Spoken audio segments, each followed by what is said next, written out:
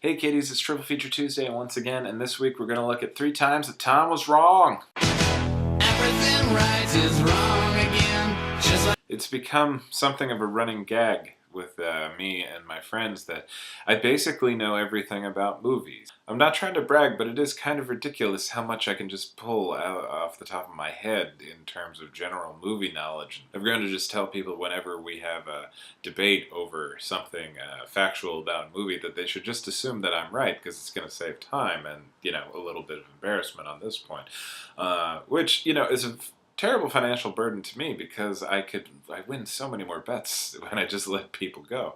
But there have been times when I've been wrong. There have been movies that I did not like at first, but upon further viewings, I've grown to not only enjoy them, but they've become some of my favorite movies. And so I figured we'd look at 3 horror movies that I initially did not like at all, but now have seen the light and adore them greatly. So, our menu is going to include The Shining, The Exorcist, and John Carpenter's Halloween. There are recurring factors as to why I was not initially impressed with these films. One, all 3 of these have tremendous reputations that exceed themselves. I mean, you can't not like horror movies and not have everybody and their brother tell you how good those 3 movies are. And so it's difficult for expectations to live up to reality, especially, on that initial viewing. I also saw these in my late teens, early 20s when I was not always in the mood for building tension as opposed to just let's get to the good scary stuff and, freak me out. For these 3 movies, there was a lot of Tom just wasn't in the exact right mood the first time he saw it, and so it built off of that. But upon rewatching, I definitely saw the error of my ways. Stanley Kubrick's The Shining. Another recurring factor. These are also all directors that I really like. All the others, just about everything else that they've done. Stanley Kubrick, love.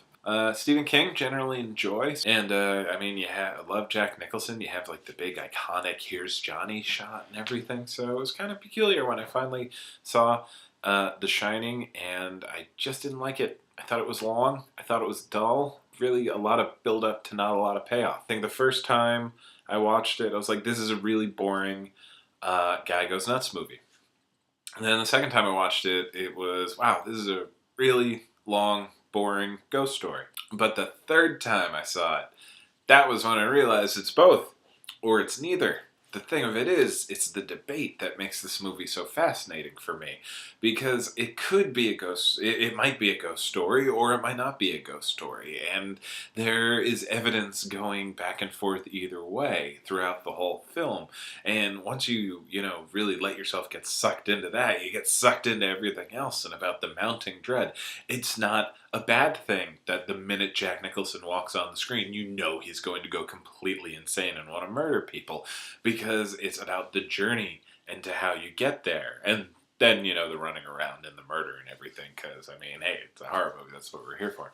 It was only after I realized that you get out of The Shining what you put into it, when you really engage in the characters and the debate and the questions about what's happening, what's really happening and what's not, that this movie really comes to life. And yeah, there's a lot of really good dread moments and wonderful payoffs. I mean, when Shelley Duvall finds the Jack's manuscript, when Turkle shows up and everything that happens to him, and Shelley Duvall's just running down the hotel at the end trying to catch up with everybody, and she's just seeing all these bizarre images. It's just, I finally got it. It's The Shining. Now, with The Exorcist, I remember specifically. It was the end of the night in undergrad, and we were just tired, but we decided to give this movie a try. I was with my friends Rachel and Don, and Rachel she was my horror movie buddy back in the day, and Don was always up for everything.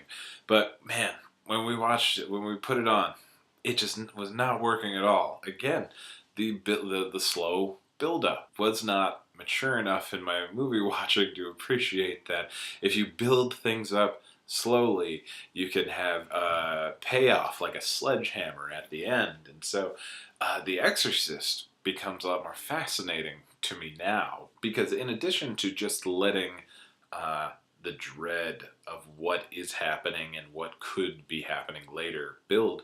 The movie is also presenting it kind of like the argument that Father Karras would have to make to the higher ups in the Catholic Church to get the okay to do the exorcism. We go through everything with Linda Blair and Ellen Bernstein in terms of ruling this out, ruling that out. It's not medical, it's not psychological, it's not this, it's not that. It has to be this thing. And if it's not this thing, then there's no hope for the poor girl. But by the time we get to the actual exorcism, it has to be done. And there's something really neat about the story structure involved in getting us to that point. When Father Merrick shows up at the end, you accept everything. Everything has been building to this. We are here.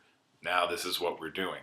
And as a result, it makes it much more real. The fact that we spent so much time going through everything in a rational, realist sort of way before we go to the supernatural, ridiculous parts of the film. It also helps the audience understand the stakes by the time we get to the end, that there is nothing, there is no other hope for this girl if this doesn't work. And by this point, we care about Ellen Bernstein, we care about Linda Blair, we care about Jason Miller as Father Karras, and even Max von Sydow as Father Merrick, who's once we know that it can't be anything other than this girl is possessed by something, some demonic force, it's a lot scarier and a lot creepier throughout the whole thing. There also may have been a factor, I think I saw one of the later cuts of the film later, like the first time I saw it, I think it was one of the earlier cuts, whereas I think the one that I actually started liking was the I think it was described the version you've never seen before, with a lot more of the subliminal images throughout the whole thing. So it just worked for me more on later viewings than it did the first. But you can't say that to other horror fans because it's, blasphemy, for lack of a better word. Finally, there's John Carpenter's Halloween, which I love John Carpenter. I've always loved John Carpenter. I grew up watching Big Trouble in Little China and Memoirs of an Invisible Man, Escape from New York, The Thing, They Live. I could literally list all the John Carpenter movies I watched when I was a kid. Starman, so good.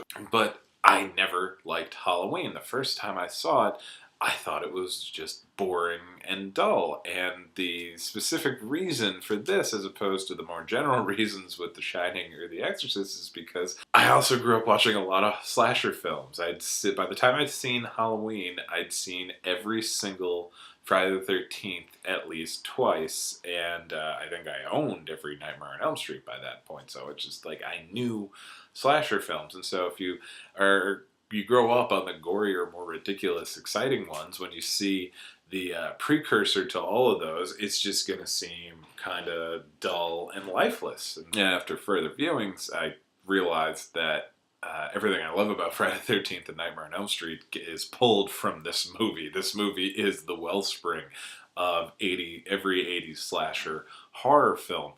But it's also sort of a better film than all of them. We'll one day have to have a steel cage match with Halloween and the original Nightmare on Elm Street. But definitely in terms of Halloween versus Friday the 13th, Halloween is the better film because technically it might not actually be a horror film. It might, I think it is pressed up against the border of that separates horror film from psychological thriller, because it is not the scariest movie, but it builds dread, which is one of John Carpenter's greatest strengths as a filmmaker. You see the same type of pacing and story structure tricks played to even larger effect in The Thing, but it's all there right in Halloween in terms of creating the environment, creating the situation. Michael Myers has escaped from the mental hospital, and he has come back home to Haddonfield, Illinois to do something terrible. But then John Carpenter lets you forget about it repeatedly, which is not easy, considering, one, you went into this movie as a horror film. You know that it's going to be, this guy is going to be terrorizing these girls. But there are long stretches where not only is he not terrorizing the girls, we don't even get like a hint that he's even around until he strikes. And making it an even greater feat is that you have Donald Pleasence running around the whole movie reminding you this guy is here and he's going to do something terrible. But John Carpenter is so good with his pacing and the dialogue and the characters, which, okay, they are not the most interesting characters, but they're believable characters. The three girls, Jamie Lee Curtis, Nancy Kynes, and PJ Souls, going about their Halloween. That when Michael does show up, it's so jarring because somehow John Carpenter has made us forget that this is going to happen, despite the fact that this is the exact reason we've gone to see the movie.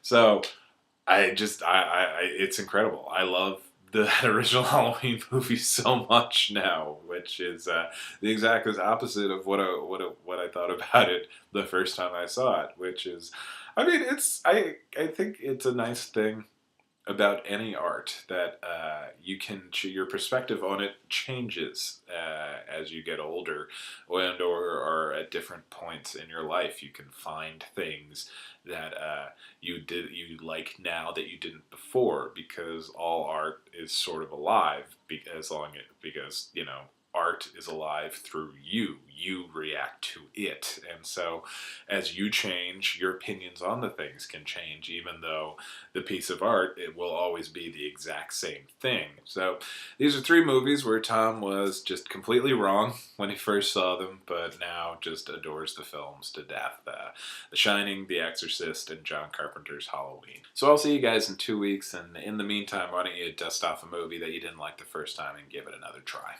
See you later.